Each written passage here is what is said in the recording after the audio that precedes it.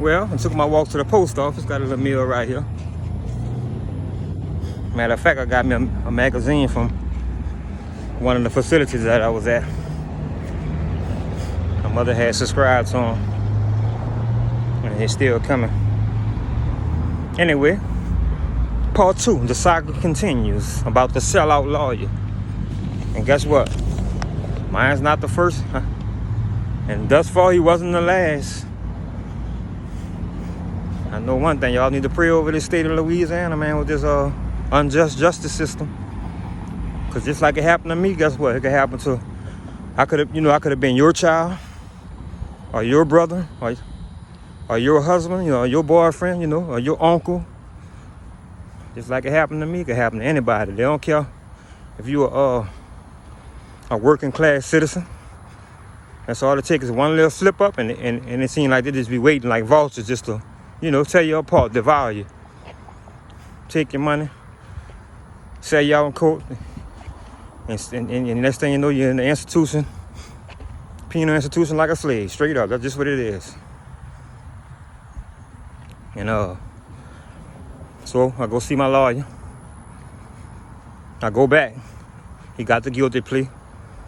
So they had the little sentences you got to read or whatever to go over. And you have to initial it. So I'm initialing as I'm going over with me. I'm initialing.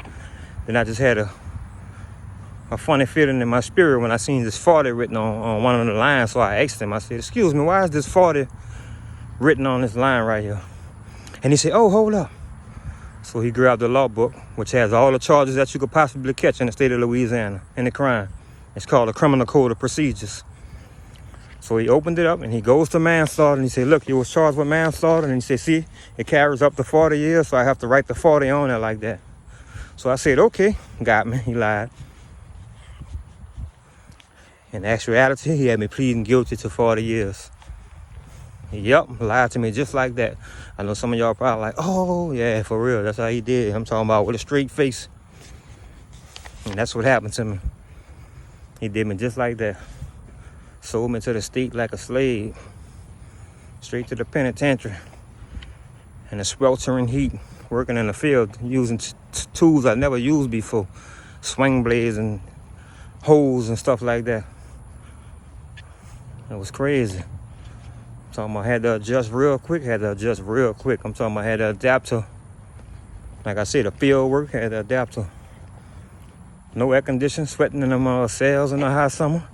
Had to adapt to the environment or the other inmates around you. And you don't know who's sneaking, who real, you know what I'm saying, who a killer, who a thief, all that. Had to adapt to pay attention to everything. That's what they used to always say when I hit the penitentiary. They say, it's not the penitentiary, it's pay attention.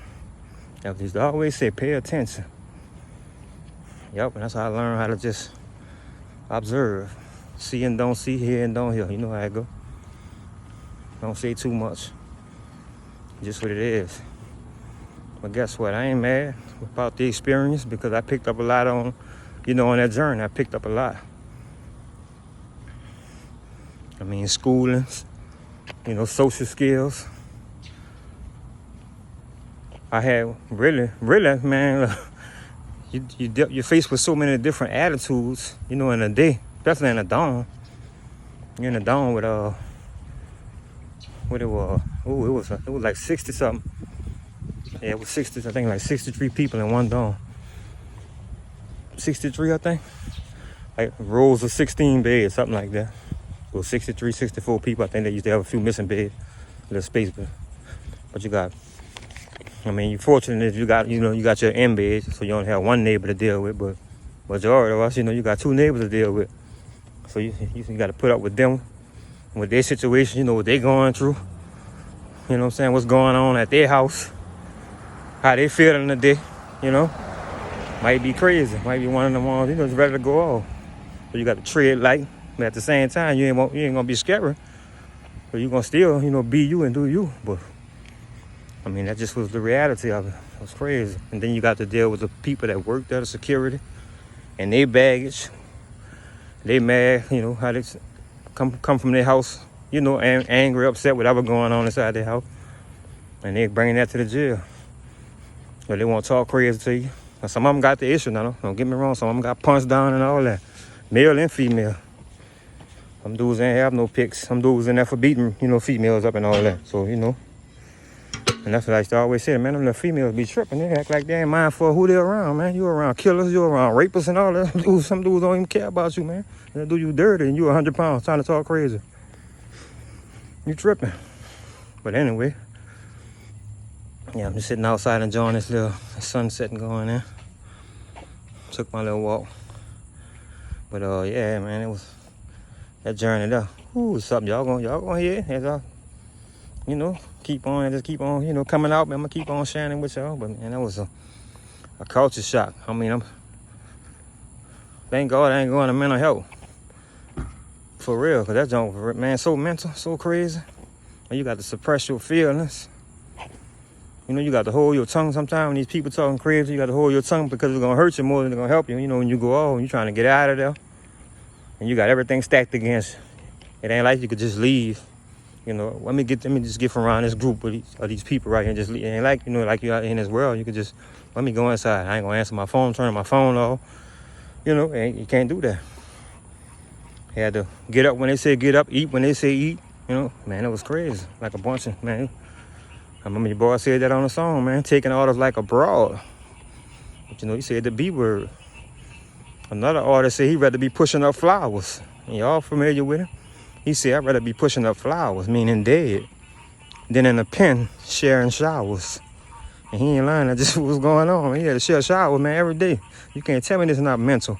Every day you end up in the shower, at least with one different person. So every day you're going to basically be, you know, taking a shower with somebody you don't know. And different, depending on which camp you was at. I've been at a camp where they had 4 shower heads, 5, 6. So you end up with 5 other people. You know what I'm saying? From all walks of life.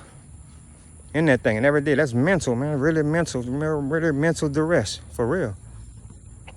And you know what's another cold-blooded thing? Them cameras they had in there. Them people got us on video. Ain't no telling who watching them cameras. But guess what? That's another story. So, I'm signing off for right now. I'm going to holler at y'all.